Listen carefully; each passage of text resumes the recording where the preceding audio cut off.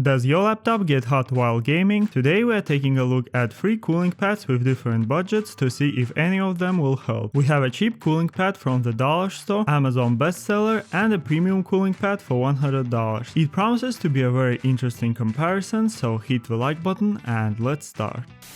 Starting with the $5 cooling pad, I bought it a long time ago in the local store. Nothing much about it, it's a simple plastic stand with a 140mm fan in the center. There is no power button, just a USB cable, and we have 2 LEDs that flash colors. That's nice. From the first impression, it's a bit small, but we'll see how it performs. Moving on to the second contender, we have a $25 cooling pad from Havit, which is an Amazon bestseller. In the box we have a cooling pad itself, a USB to USB cord for power, a couple of rubber stickers that you can use to secure the laptop on the cooling pad, and a manual. The cooling pad is surprisingly light. On the top it has a quite thin metal mesh, under which it has 3 110mm fans that work on 1400 RPM. On the bottom we have a thin plastic case with rubber legs. You can also unfold the legs to change the height. On the back it has a power indication, a power switch, and 2 USBs, one of which will be used for powering up the cooling pad, and another one you can use as a hub. The fans also have a blue light. It's not gonna be very visible with the laptop on top, but at least it indicates that the cooling pad is working. The third contender is a premium cooling pad from Llano, which they provided for review. Packaging quality is a lot better here. In the box we have a power adapter, manual, extra dust filter, USB to USB Type-C cable, and the cooling pad itself. It has a pretty cool design with a powerful 144mm fan in the center and memory foam on the side, which directs airflow, and it also helps to create a dust-proof chamber between the cooling pad and the laptop. The intake is located on the bottom and it has a dust filter. I think this is a very nice design from Llano. Having dust protection for a laptop is very important in the long run, especially if you have pets. On the bottom we also have adjustable legs you can unfold, and that gives you 3 height levels. On the side we have a power port and a built-in USB hub. You can connect it with the included USB to Type-C cable and use the 3 USB ports. And on the front we have a control panel where we have power and RGB touch buttons along with a screen and scroll wheel which controls the fan speed. You can control it from quiet 300 RPM all the way to the 2800 RPM, which blows a lot of air. Speaking of RGB, it looks very cool here. You have 4 modes and 10 different colors. If you don't want RGB you can disable it or get a non-RGB version which is slightly cheaper. This laptop cooler goes for around $110 right now.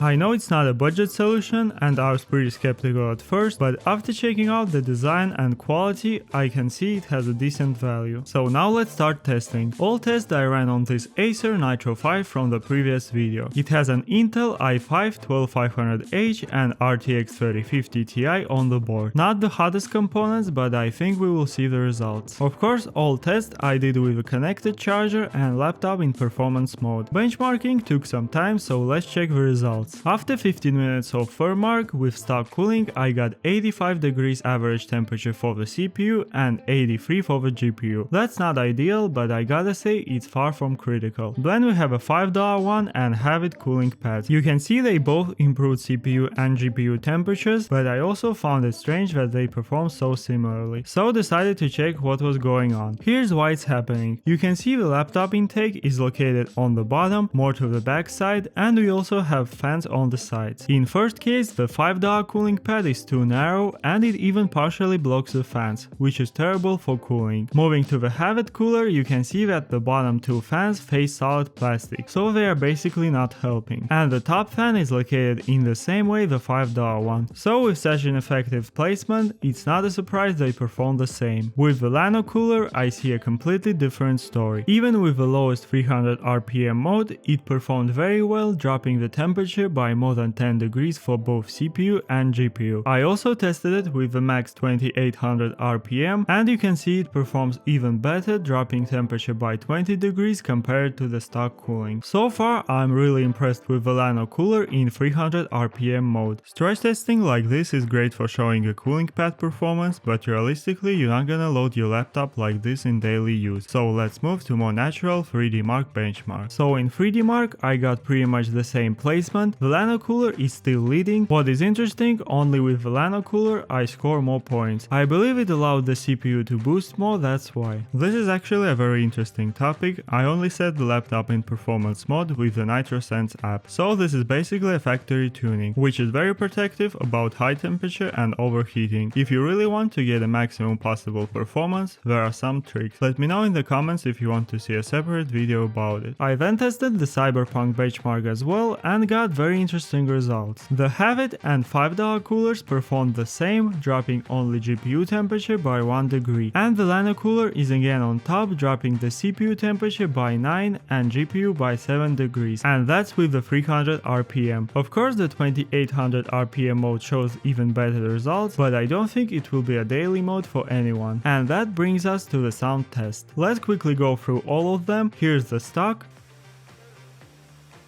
$5 cooler, Havit, llano on 300 RPM, and 2800 RPM.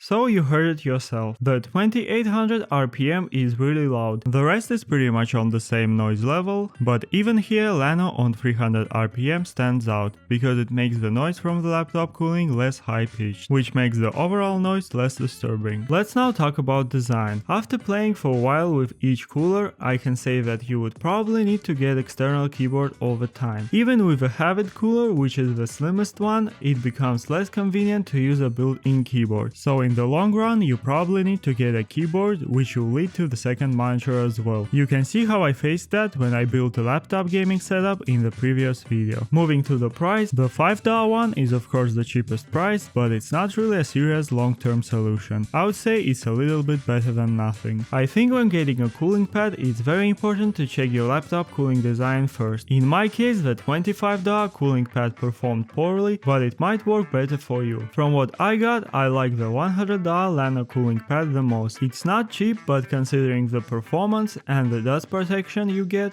I think it will make sense for many users. The cooling design is very thoughtful and I think it will be effective on many gaming laptops. Dust protection is also a big thing. If you use your gaming laptop daily, the dust will slowly end up on the heat sinks, blocking airflow, which will cause high and maybe even critical temperatures. And if you have pets, this will happen even faster. So filtering air that goes inside your laptop is actually a very good idea, and with the llano cooler we are getting it as a side feature. Another thing I found very useful is a built-in hub. It works really well for external devices like mouse and keyboard and makes it easier to take out the laptop when needed. Let me know what you think about this comparison. As always, you can find links to everything in the description below. I saw many comments about the high temperatures with gaming laptops, so I hope this video will help. Hit the like button to help with the algorithm, and I'll see you in the next video.